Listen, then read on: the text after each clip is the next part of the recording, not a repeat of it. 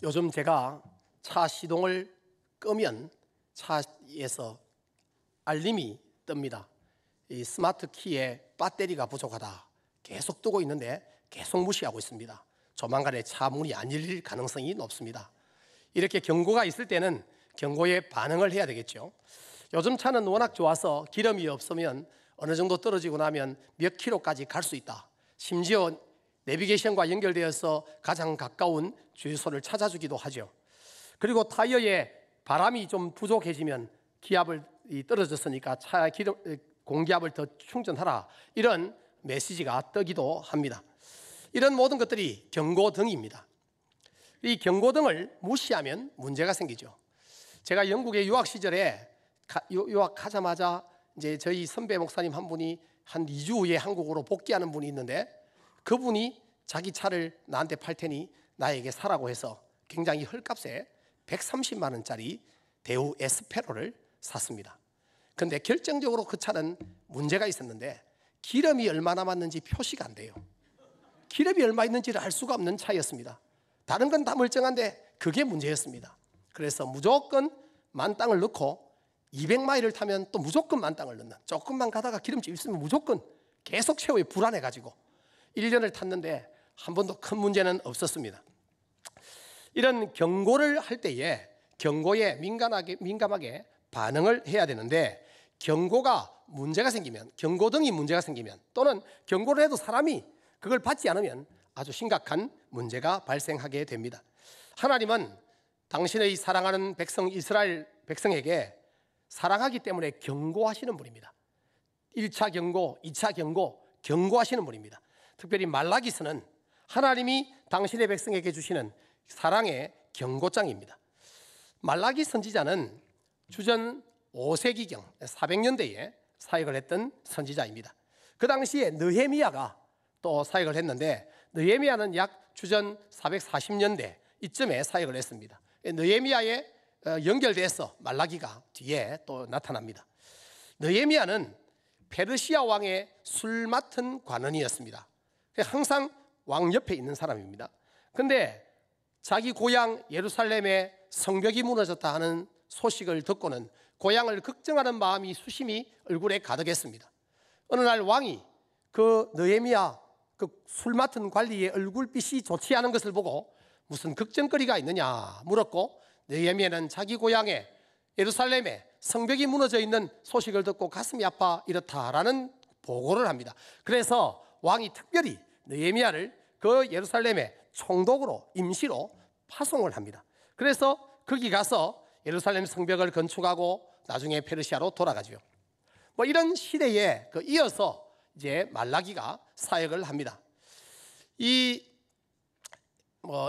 우리가 아는 학개서에 보면 성전을 건축하잖아요. 스룹바벨과 대제사장 여호수아가 500년대입니다. 그거는 그때 성전을 만들었지만 그 세월이 지나서 100년이 지나면서 성전 이 제사가 제대로 시행이 되지 않고 있었습니다. 성전 예배가 아주 무너져 있었습니다.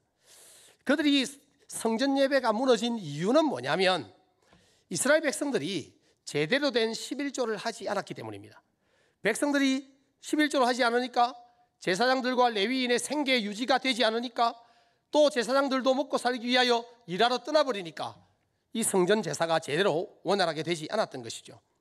또 암몬 사람 도비아라는 사람이 대제사장 엘리야십과 결탁해서 성전의 큰 방을 차지하고 영향력을 행사하면서 제사할 때 간혹 들어오는 좋은 재물은 빼돌리고 안 좋은 것만 제사하도록 이렇게 나쁜 짓을 하고 있었습니다.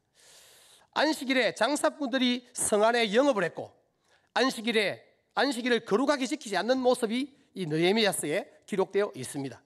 이런 영적 암흑기에 하나님은 말라기라고 하는 선지자를 보내어서 이스라엘의 죄악을 책망하고 그들에게 다시 한번 경고장을 날리면서 회복할 기회를 주십니다. 말라기서에는 제사가 무너진 것을 책망하면서도 하나님의 사자를 보내어 회복도 시켜주시겠다는 약속도 주고 있습니다. 그들을 그냥 싹 썰어버리는 것이 목적이 아니라 다시 회개의 기회를 주셔서 회복하여 다시 고쳐 쓰는 것이 하나님의 목적이었습니다.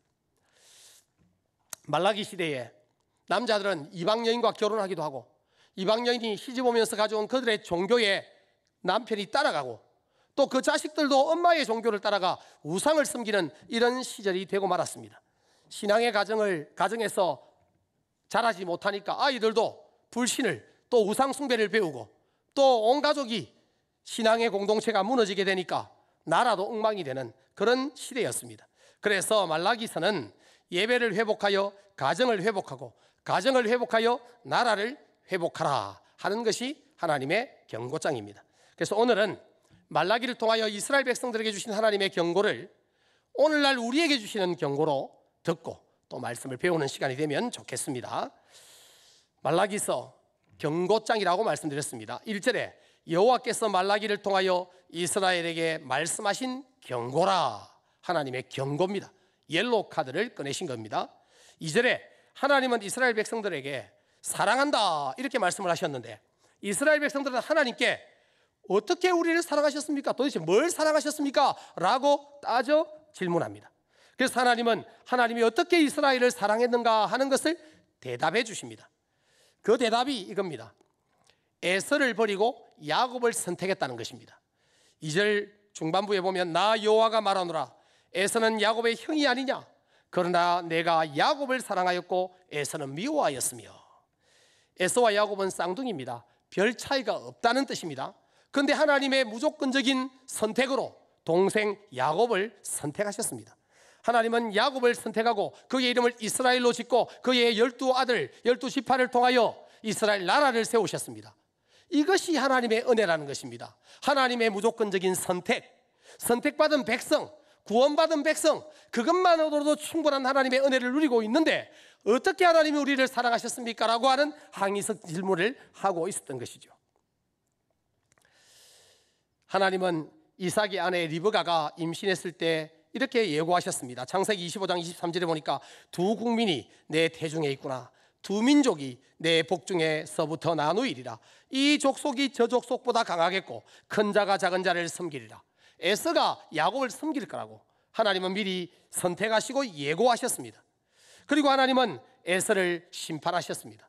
3절 4절에 보니까 그의 산들을 황폐하게 하였고 그의 산업을 광야의 이리들에게 넘겼느니라. 에돔은 말하기를 우리가 무너뜨림을 당하였으나 황폐된 곳을 다시 쌓으리라 하거니와 남한군의 여호와는 이르노라 그들은 쌓을지라도 나는 헐리라. 에돔, 에서의 별명입니다. 피부가 붉다라는 그런 뜻입니다. 에돔, 에서의 후손들이 다시 쌓아도 하나님이 헐어버리겠다. 하나님은 에돔을 선택하지 않았고 야곱을 선택했습니다. 에돔을 버리셨습니다. 그리고 야곱을 선택하여 구원하여 보호하고 계십니다. 이것이 하나님의 사랑의 표현인데 우리를 어떻게 사랑하였습니까? 얼마나 사랑했습니까? 라고 질문하는 것은 큰 문제인 것이죠. 4절 하반부에 보니까 사람들이 그들을 일컬어 악한 지역이라 할 것이요 여호와의 영원한 진노를 받은 백성이라 할 것이며 에돔에 대하여 악한 지역이다, 하나님께 진노받은 백성이다, 이런 평가를 받게 된다는 것입니다. 쌍둥이지만 하나님은 야곱을 선택했습니다. 이게 하나님의 사랑입니다. 무조건적인 은혜. 에서의 후손 에돔은 버렸지만 야곱의 후손 이스라엘을 구원하시고 보호하시는 것, 이것이 하나님의 은혜입니다. 그래서 하나님이 이스라엘 백성들이 어떻게 우리를 사랑하셨습니까? 라고 하는 질문에 대하여 내가 너희를 무조건적인 은혜로 구원하고 선택하고 이렇게 너희를 보호하고 있는 이것이 은혜 아니냐, 이런 대답을 하신 것입니다. 이어서 하나님은 이스라엘의 죄를 책망합니다. 6절에 보니까 내 이름을 멸시하는 제사장들아 나 만군의 여호와가 너희에게 이르기를 아들은 그 아버지를 종은 그 주인을 공경하나니 내가 아버지일진데 나를 공경함이 어디 있느냐, 내가 주인일진데 나를 두려워함이 어디 있느냐 하나 너희는 이르기를 우리가 어떻게 주의 이름을 멸시하였나이까 하는도다. 2절에서 이스라엘 백성들이 하나님이 우리를 어떻게 사랑하셨습니까? 라고 하는 배은망덕한 그런 질문을 했습니다. 근데 6절에서 제사장들이 우리가 어떻게 주의 이름을 멸시했습니까? 우리는 그런 적이 없습니다 하고 딱 잡아떼고 있습니다. 하나님은 그래서 이 제사장들이 어떻게 하나님을 멸시했는지 조목조목 따져서 알려줍니다. 첫째로 더러운 떡을 제단에 드렸다는 것입니다. 7절에 보니까 너희가 더러운 떡을 나의 제단에 드리고도 말하기를 우리가 어떻게 주를 더럽게 하였나이까 하는도다. 이는 너희가 여호와의 식탁은 경멸히 여길 것이라 말하기 때문이라. 여러분 레위기 24장에 보면 성전에 떡상에 올릴 떡, 진설병이라 부르죠. 그 진설병에 규례를 주셨습니다. 떡은 고운 가루로 12개를 만들어서 12개는 12지파를 상징합니다. 일정한 크기로 만들고 떡상 위에 6개씩 두 줄로 쌓아서 포개 놓았습니다. 그리고 안식일마다 새로운 떡으로 교체합니다. 이 떡은 여호와 앞에 항상 끊임없이 진설되어야 됩니다. 새로 것으로 교체하면 빼고 계속 교체하면서 영원히 진설되어야 될 떡입니다. 그런데 여러분, 이 진설병은 하나님 드시라고 바치는 떡이 아닙니다. 우리나라 제사에는 조상들 드시라고 떡을 올리는데 하나님은 그 떡을 드시는 분이 아닙니다. 이 떡은 하나님이 당신의 백성들에게 주시는 양식입니다. 그래서 12지파를 하나님이 언제나 먹이시겠다는 하나님의 공급하심의 상징입니다. 그리고 이것은 영원한 언약이라고 말씀하셨습니다. 영원히 하나님이 당신 백성을 먹이신다는 뜻입니다. 그리고 그 떡은 거룩한 떡이기 때문에 대제사장들이 거룩한 성전에서 먹도록 했습니다. 물려낼 때에 이제 그 물려나오는 떡을 제사장들이 먹도록 했습니다. 백성의 대표로서 백성들이 함께 먹는다는 의미를 가지고 대표인 제사장들이 먹었고, 또 하나님의 일에 헌신하고 성전에 수종드는 제사장들은 하나님이 먹이신다 하는 것의 상징으로 그렇게 제사장들이 대표로 먹었습니다. 여러분, 이 떡은 하나님이 우리에게 주시는 영생을 상징하고 하나님이 우리에게 일용할 양식을 주시는 것을 상징하고, 이 떡은 예수 그리스도를 상징합니다. 떡상은 여호와의 거룩한 식탁입니다. 떡은 거룩한 양식입니다. 거룩하신 주님의 몸을 상징합니다. 거룩한 성전에 거룩한 식탁에 더러운 떡을 드린다는 것은 하나님을 멸시하는 것입니다. 그래서 이 백성들이 우리가 어떻게 하나님을 멸시하였나이까? 하나님이 너희가 더러운 떡을 드림으로 하나님을 멸시했다라고 책망하십니다. 두 번째로는 더러운 떡을 제단에 드린 것도 모자라서 여호와의 식탁은 경멸히 여겨도 된다라는 불경한 말까지도 덧붙인 것입니다. 여호와의 식탁에 차려진 진설병은 하나님이 백성들에게 주시는 거룩한 양식이고 제사장들에게 주시는 거룩한 분깃이기 때문에 여호와의 식탁은 거룩합니다. 그러므로 여호와의 식탁은 경멸히 여겨도 된다라고 말하는 것은 여호와를 멸시하는 죄인 것입니다. 그리고 세 번째로 이 제사장들은 흠 있는 제물을 드렸습니다. 하나님은 흠 없는 수컷을 바치라고 명령했습니다. 가장 귀중한 걸 드리라는 뜻입니다. 그런데 가장 쓸모없는 것을 바쳤다는 것입니다. 8절에 만군의 여호와가 이르노라 너희는 눈먼 희생제물을 바치는 것이 어찌 악하지 아니하며 저는 것 병든 것을 드리는 것이 어찌 악하지 아니하냐. 이제 그것을 너희 총독에게 드려보라. 그가 너를 기뻐하겠으며 너를 받아주겠느냐. 총독도 그런 것 드리면 안 받을 것들을 감히 만군의 여호와 하나님 앞에 그걸 드린다는 게 말이나 되느냐. 여러분, 조선시대에 각 지역에서 나는 가장 좋은 것들, 극상품을 왕에게 진상을 했습니다. 근데 왕에게도 최상품을 드리면서 하나님께 최하품을 드려서 되겠는가? 이 말씀을 하고 있는 것입니다. 이스라엘 제사장들이 더러운 떡을 드리고 여호와의 식탁을 조롱하고 흠 있는 제물로 드린 것, 하나님을 멸시하는 죄였습니다. 그래서 하나님은 이제 그들의 기도를, 제사장들의 기도를 듣지 않겠다고 선언합니다. 9절에 보니까 만군의 여호와가 이르노라 너희는 나 하나님께 은혜를 구하면서 우리를 불쌍히 여기소서 하여 보라. 너희가 이같이 행하였으니 내가 너희 중 하나인들 받겠느냐. 하나님 앞에 최하품을 드려놓고 기도 응답은 최상급을 받기를 기대하는데 가당키나 하냐, 이런 말씀인 것입니다. 이어서 하나님은 최후 통첩을 하고 있습니다. 10절에 만군의 여호와가 이르노라 너희가 내 제단 위에 헛되이 불사르지 못하게 하기 위하여 너희 중에 성전문을 닫을 자가 있었으면 좋겠도다. 내가 너희를 기뻐하지 아니하며 너희가 손으로 드리는 것을 받지도 아니하리라. 제발 그런 투성이 제물로 와서 제사하고 문제 있는 떡을 드리고 하나님 앞에 엉뚱한 불경한 말을 하며 제사하는 이 모든 것을 아예 못하도록 성전문을 폐쇄시켜 버리겠다. 너희 손으로 드리는 것을 받지 않겠다. 하나님께서 말씀하십니다. 11절에 만군의 여호와가 이르노라. 해 뜨는 곳에서부터 해 지는 곳까지의 이방 민족 중에서 내 이름이 크게 될 것이라.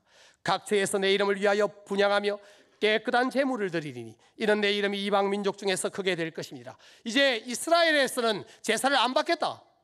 내가 이제 다른 이방 민족에게 내 이름을 선포하고 그들이 나를 섬기도록 하겠다. 이렇게 선포하고 있습니다.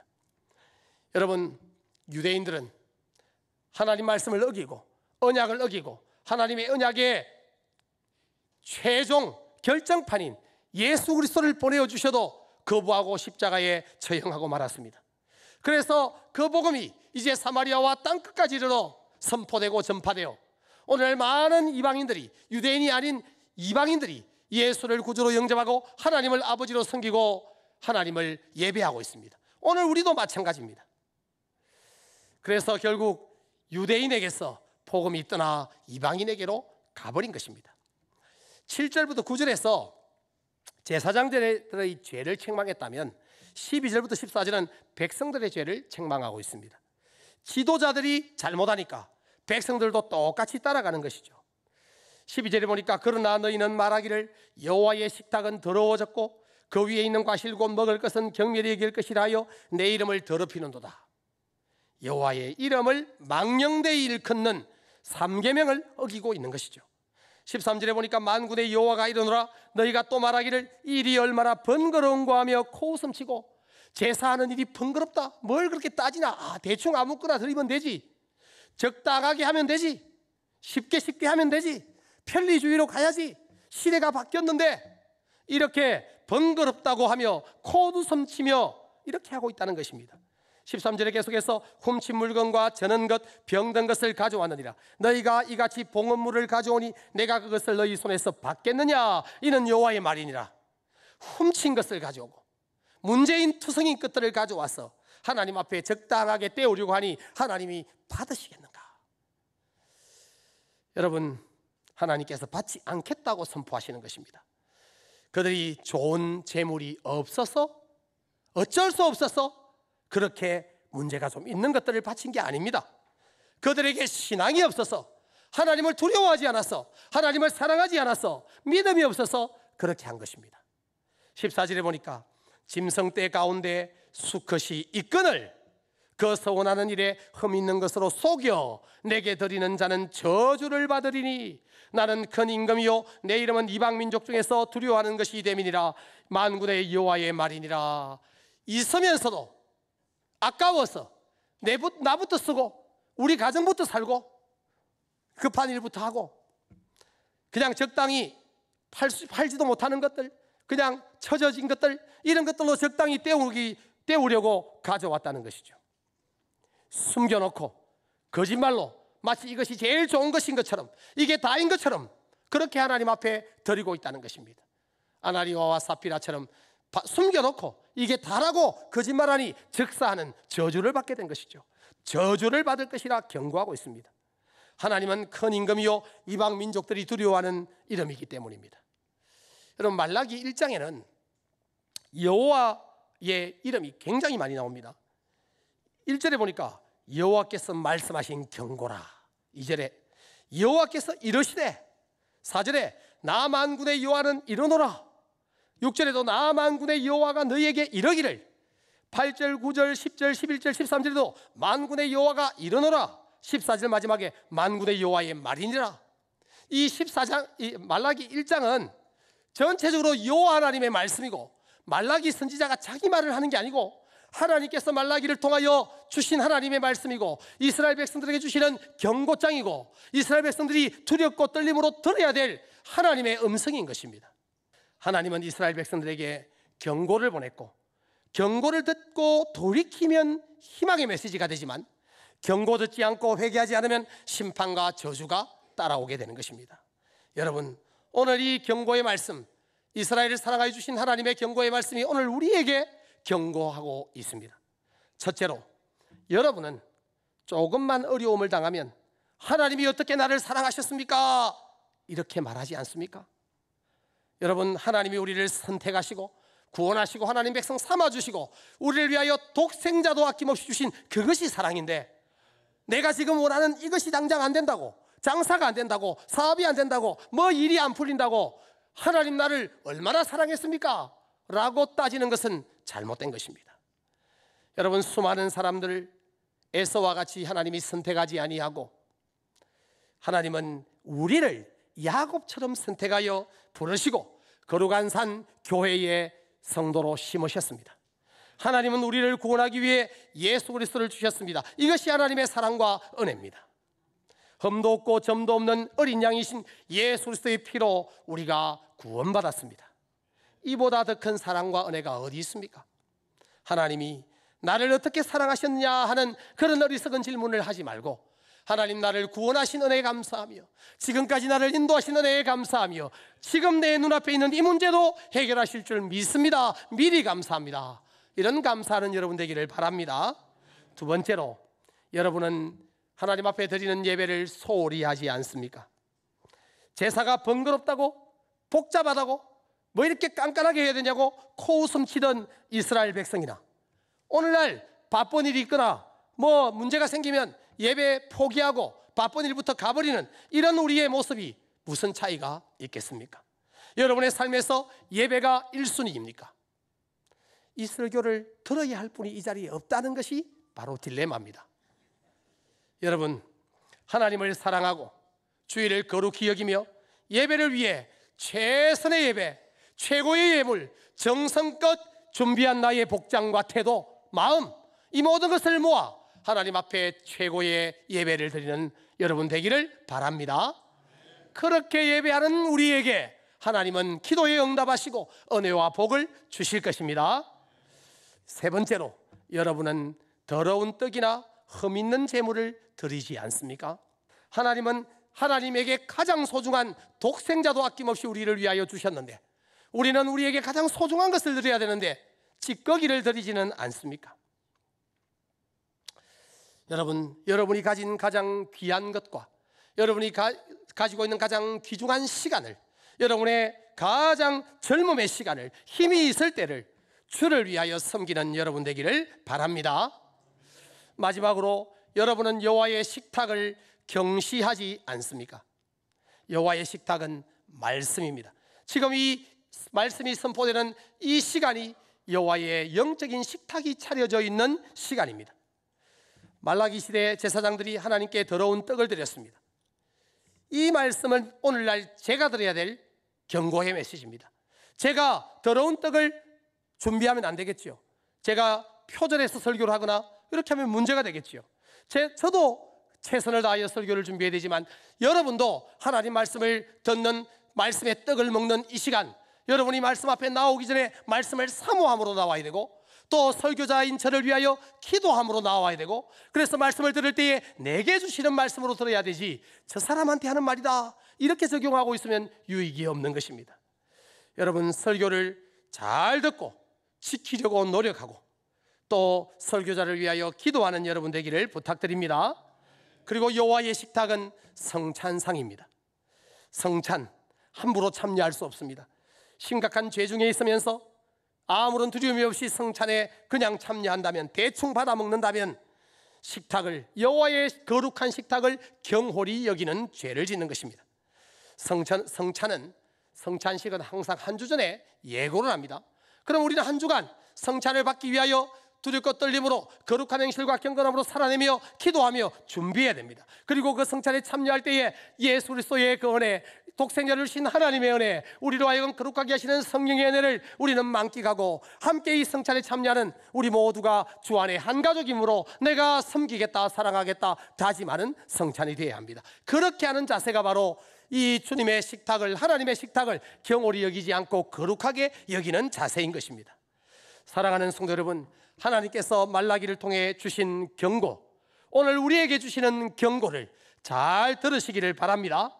여러분, 하나님 앞에서 정말 하나님의 은혜에 늘 감사하며 또 하나님 앞에 최선의 예배를 드리고 또 하나님 앞에 최고의 것을 헌신하고 주님 앞에 온전한 사람으로 살아내어 하나님으로부터는 은혜와 복을 받아 누리는 우리 모두 되기를 주의 이름으로 축복합니다.